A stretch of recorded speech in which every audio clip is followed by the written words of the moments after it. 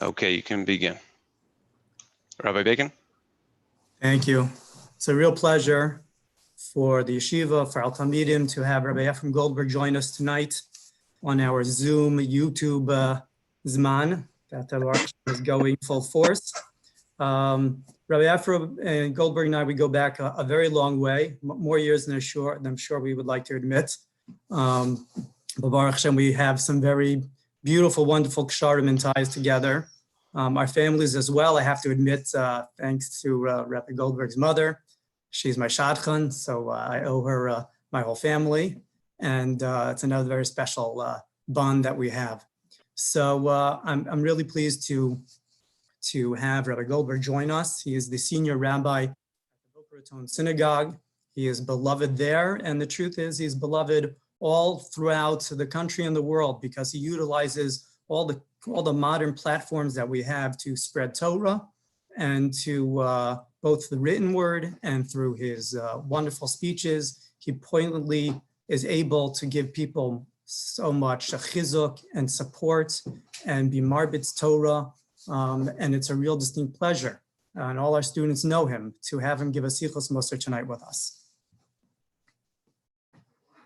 Thank you so much, Rabbi Bacon. I appreciate your kind words. It's amazing to see you, and we do have a long-standing friendship, and you are a bracha in my life. You're a bracha to the Yeshiva University community, and thank you so much for this opportunity and privilege. I said to Rabbi Bacon before we began, when we were both back in YU more years ago than either of us want to remember, I don't think I ever dreamt in a million years I would have bet everything against the possibility that I would actually be delivering a Sichas Mussar at YU. I'm not one to give Mussar, but I'll share some thoughts with you this evening with deep appreciation. It's also great to see so many familiar faces of Talmidim from our community and of friends. Thanks for joining tonight.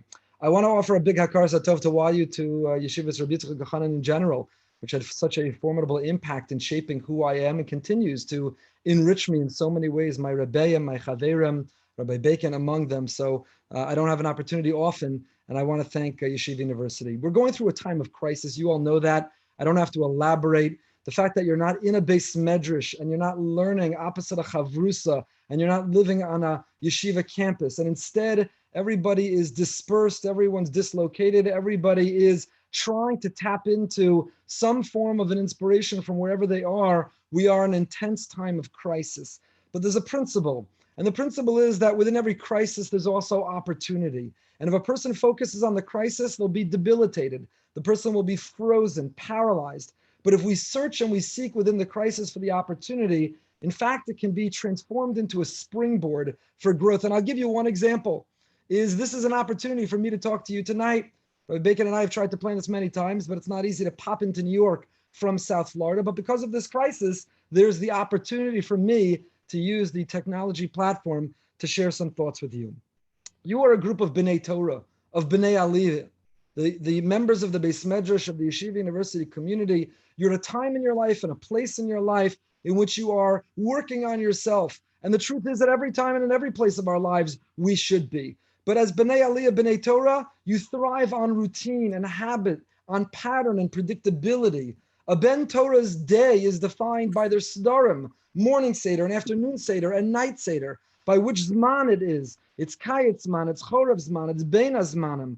The life of a Ben Torah is defined by the order and the organization, by the pattern, by the predictability, and by the habit. All things that you and we are being robbed of right now in this pandemic.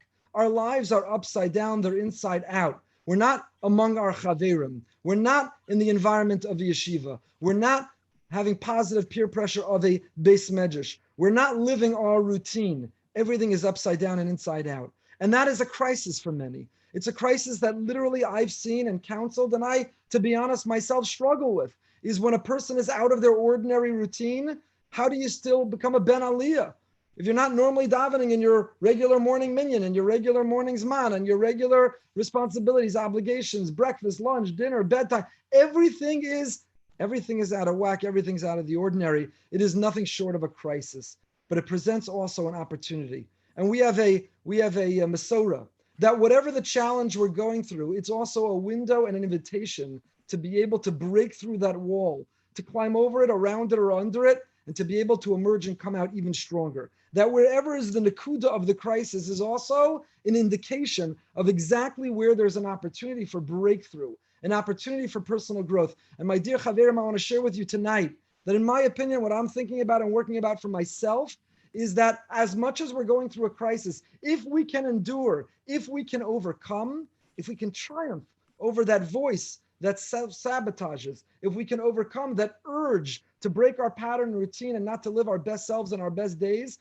then we in fact will discover things about ourselves that can last a lifetime. We will work out muscles that will be strong, that will carry us for the rest of our lives. When one day this will turn around and when we will be together, will lessons we learn and the strengths that we cultivate within ourselves now will define us and will last us for a lifetime. I was on a call earlier today with Rabbanim, with Dr. Avi Michel. You know him, he's a part of the counseling department at Yeshiva University. And he posed the question that we as Rabbanim, we as rabbis should think about posing to our friends, our members, our congregants, but we should pose it to ourselves, that in 25 years from now, when we will look back, we will say, during this time, I worked on X. I used this time to discover about myself Y. I will never forget what I accomplished, what I achieved. It could be a sefer, a learning, a midah, a chesed, time with people that I had been neglecting, relationships that I had not been nourishing. But what will we look back at this time and say, we grew, we learned? Will it be enough to say we survived? Or do we want something so much more? And that's what I want to talk to you about tonight. And I'm not in the base medrash. There's no ma'ariv or clock or hard stop. Rabbi Bacon, it's dangerous to ask a pulpit rabbi to give a Sichas Mussar when people can just hang up when they're tired, but we'll try to nevertheless honor the time. Our Parsha Zemor, Perech of Daled, Pasuk Aleph, we have the story of the menorah. V'daber Hashem Moshe lemor tzavos b'nei Yisrael v'yikhu elecha shemen zayizach kasis lamaor leha'alos ner tamid. The instruction, the mission, the mandate of lighting the menorah is characterized by the word tamid. Skip ahead 2 more psukim. Ala menorah tahora yaroches haneros. On this pure menorah, one should organize the candles. Lefnei Hashem tamid. Again, we see this word tamid. Rashi tells us the word tamid means milayla lelayla. Kima olas tamid she'ena elam yom liyom, quoting the pasuk later in Bamid. But Rashi tells us the word tamid here doesn't mean that the menorah has to be lit continuously, consistently, perpetually. Tamid means it has to be lit every single night. The Ramban understands tamid differently. Says the Ramban, tamid af b'Shabbos, that you light the menorah even on Shabbos.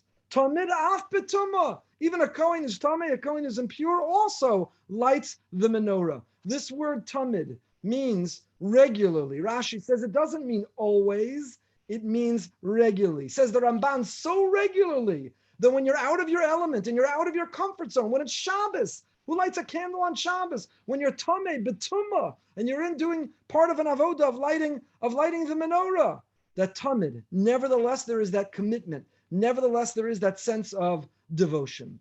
Rav Volbe rather, in Shirei Chumash, and in a moment we'll quote his Alei Shor.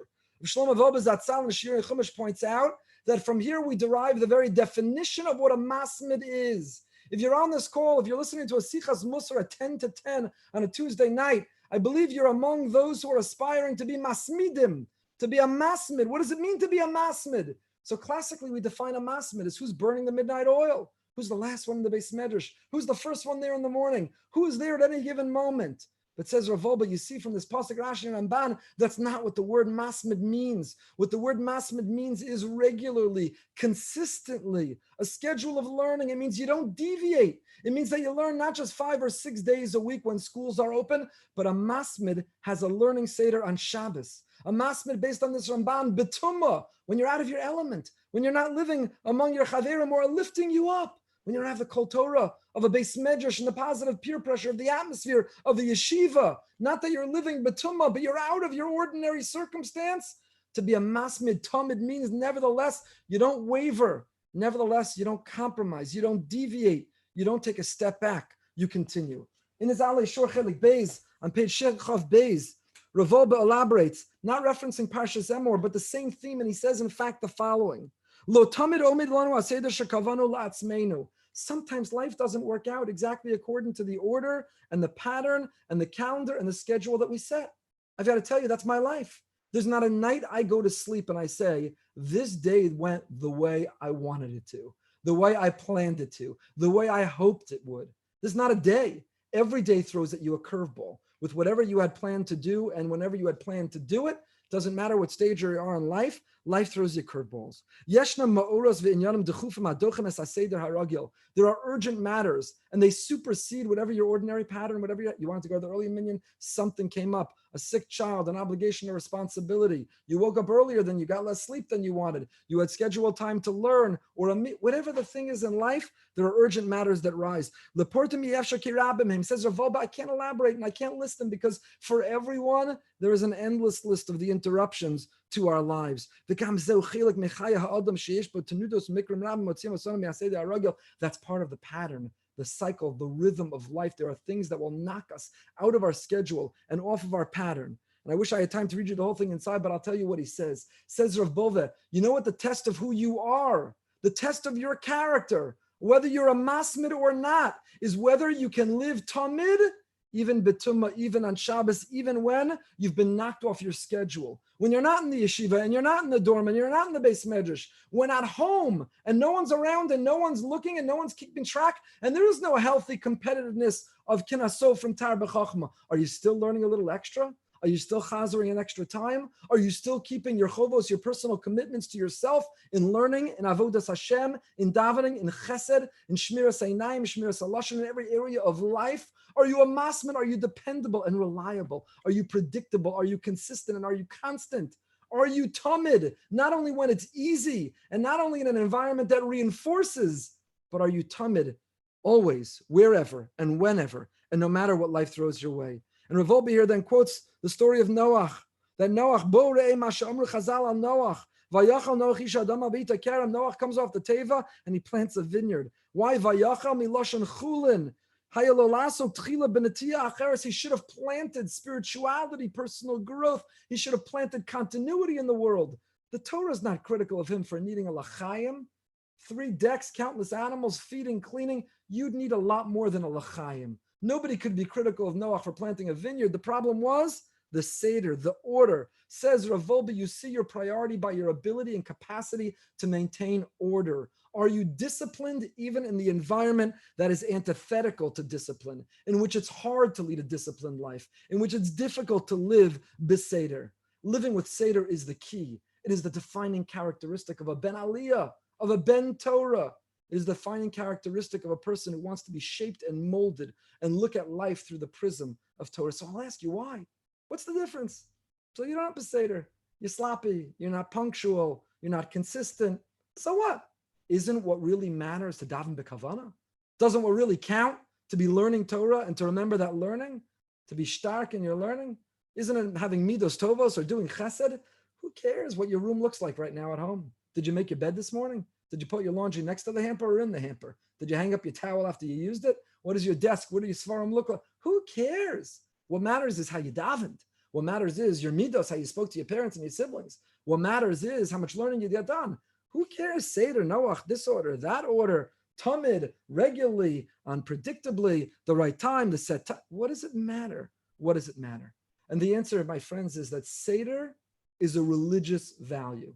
I want to give a Shabbos Agad Drasha in my shul for an hour and a half, which I'm not going to do. You can exhale now. But Seder, trust me, I'm happy to share the Makoros with anyone who wants them. Seder is a religious value. The Gemara in Chulin Kuf Lamed Zayin tells us, Man Reish Sidra Bebavel. You know, the head of the Jewish people, the head of the Jewish community, the Rosh Yeshiva, the one that we turn to. For Chazal, the Gemara, what is their name? The Reish Sidra, the person who lives with the most Seder, who is the most organized and the most punctual, the person who lives with the most discipline. Man Reish Sidra Bebavel. Pasuk tells us, Va'arachta es erko, when it talks about defining particular value. And here the Unkelus makes a comment. Bring the table and lay it out. Bring in the menorah, also the subject of our parsha we mentioned. This is back in Shmos Perek Mem.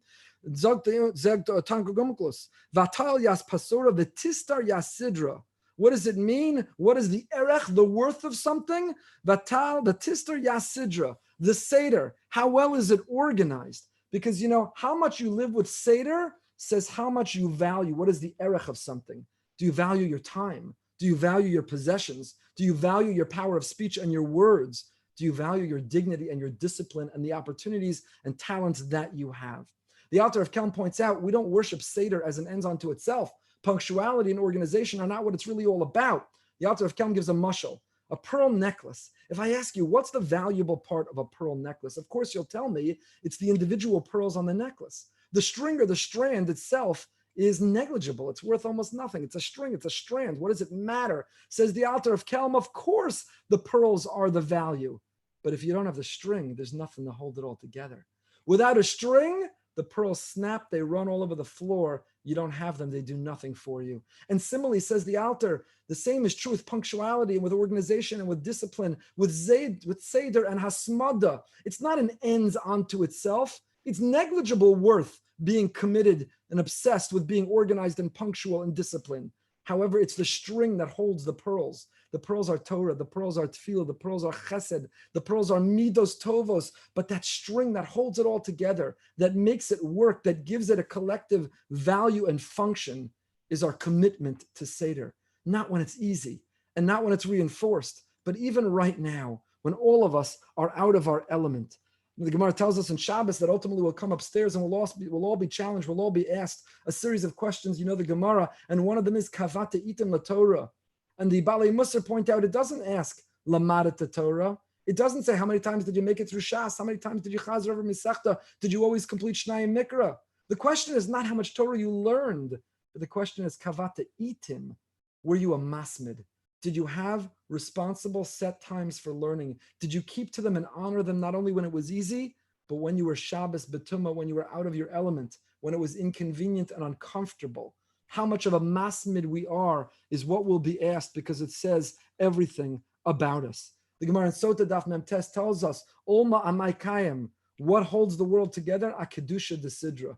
And the Balei Mussar again understanding a play of words, what it means, Akedusha de Sidra, what holds the world together, the string that holds all those invaluable, precious pearls is Kedusha de Sidra. It's the holiness and the sanctity of a commitment to discipline and to order and to being a masmid, to know what you want to accomplish and how you're going to do it. So practically speaking, do not go to bed tonight and don't go to bed any night without knowing exactly what you plan to do tomorrow. What are you going to learn? What are you going to review in your learning? What responsibilities do you have for school or academically? What are your chores at home? Who are the people you need to call and check in on? What will be your schedule? Just because we can't go to Minyan doesn't mean that we shouldn't be waking up at a set time. Just because we can't daven b'tzibur doesn't mean that we wake up whenever we wake up, no matter what time it is. Well, what does it matter? As long as I daven before the Sovas Man Kriya Shema, before the Sovas Man Tefillah, it matters. It says everything about us, our integrity, our dignity, and our sense of discipline, the Seder with which we launch our day. You all know the famous speech, maybe you saw it turned into the book by the naval captain who at a graduation talked about make your bed. The most important thing you'll do the whole day. The first thing is make your bed. It'll set your day on the proper path. What is your plan tomorrow? Because if you don't have a plan, if you say, I'll probably learn, I'm trying to organize with my chavrus, I have things I need to do, maybe I'll study, maybe I'll write the paper, maybe I'll clean my room, maybe I'll call my grandmother, maybe, equals a life of undiscipline, equals a life of failing to accomplish and achieve who we can be and the difference we're meant to make and the best version of ourselves that every one of us is capable of being. There's a holiness and a sanctity that even when we are out of our element, as Rav Goldberg writes, even when life has thrown us a curveball, and there is no minyan that we have to make it to, and there is no one taking attendance at shir, and there's no positive peer pressure in a beis medrash, to be a masmid, to live tamid, doesn't mean how much we learn, but it means how regular we are in our learning. Don't go to bed tonight. I don't care if it's on Outlook or if it's on Google Calendar or if it's on an old-fashioned pen and paper. Write down your plan tomorrow. What time are you waking up? How long is breakfast? When is first Seder? What are you accomplishing? What will your day look like? Because, you know, there's a great management guru, Peter Drucker, who said, what gets measured gets managed. At the end of the day, how do you know if you had a good day if you didn't know what you planned to do that day? How do you know if you honored your commitments if you have no idea what your commitments are? If you never articulated them and you never recorded them and now you can never measure them. My family suffered a terrible tragedy in this virus. My first cousin's husband, Rav Zalman Hillel Fendel, Zalman Hillel ben Rav Zachariah, Zatzal was a great Talmid Chacham, lived in Lakewood, father of 12 children, and very suddenly and out of nowhere was struck with the coronavirus, and within a few days was gone from this world. A terrible tragedy and a terrible loss for our family. I want to share with you, he was an accountant. He taught himself. He was brilliant. He accomplished in 2 hours a day what took people the whole day to work, but his life was defined by his learning. If you go on mishpacha.com, you'll see they have an article about him. It's extraordinary. But one of his 12 children wrote up a beautiful, beautiful essay, which literally is a Mussar shmooze, where he tried to write about his father's commitment to hasmada, to learning, that the Torah was his keva, it was his ikr, and everything else was tafel, everything else was secondary. And I want to close by reading it to you. He writes the following: Tati's chovos were real, never letting go of them. If he went away for the day or night, the full pile of Sfarim came along, his small Gemara, his small Rambam. And so it was on the flight going home with him from London, following my Vort. Tati was learning throughout, moving from one sefer to the next. I recall at David's wedding, Tati had folded in his pocket a piece of paper. It was a copy of that day's Blot Gemara, which he had not yet finished. He went to his own son's wedding with a copy of the pages of the Gemara that he had not yet completed because he was a masmid. He made a commitment what he was going to learn, and he was going to honor it no matter what. Tati would say to me, the trick is consistency.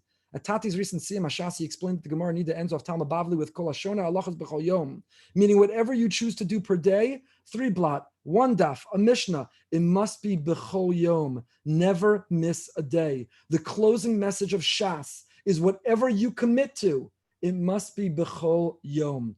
Be a masmid. Do it each and every day. Let it define you. Reb Zalman Hill's daughter shared, she too became an accountant, and she called her father right before the tax deadline, April 15th, the busiest day of the year. Breathlessly, she called him and she said, Tati, are you finished? And he said, yes, I'm almost finished. I have a few lines left and I'm making a siyum tonight. And she sighed. She said, no, Tati, it's April 15th, the taxes. He said, yeah, that I finished a long time ago.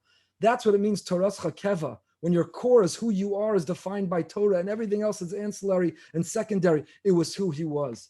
Rav Shlomo Zalman in Halicha Shlomo on Moadim Chelik Beis, in a footnote, it can be lost. He writes the following: this will define who you are as a Ben Torah. I'm up against the clock, Rabbi Bacon, I'm finishing. But listen to the words of Rav Shlomo Zalman. He says, Rav Shlomo Zalman every now and then would get very strong when he would encourage a person to observe and to be disciplined in punctuality, time, commitments, be a masmid. And he would say, Achila bezman kavua, v'shena bezman kavua, v'shar sidrei hayom. And he would say the following: Surbim rabim hikresi shayu muchsharam lizgadol tiferes aval ishmiras hazmanam haya be'uchreim below hitzlichu. Rav Shlomo Zalman said, I knew many young Bachrim. I knew B'nai Torah, and they were poised for greatness. They could have achieved great things. And what was their kryptonite? My word, not his. What was their downfall? They didn't know how to lead disciplined lives. They didn't have a schedule, and they weren't rigorous in keeping to it. And they didn't take these obligations upon themselves. They didn't live with Seder. He said, I knew great people, but they didn't become great because they didn't live with Seder. We've left Mitzrayim. We're counting down to our Sinai. Mitzrayim, those borders and boundaries that hold us back, our poor time management, our poor planning, and our poor execution, and our poor self-discipline and regulation.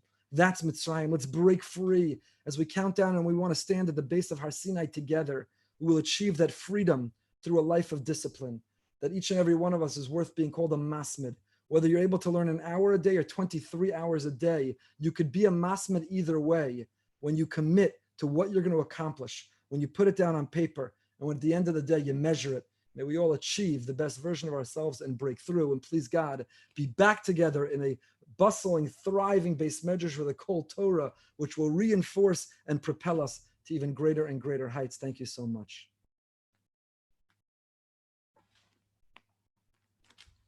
Thank you, Rabbi Goldberg. That was wonderful.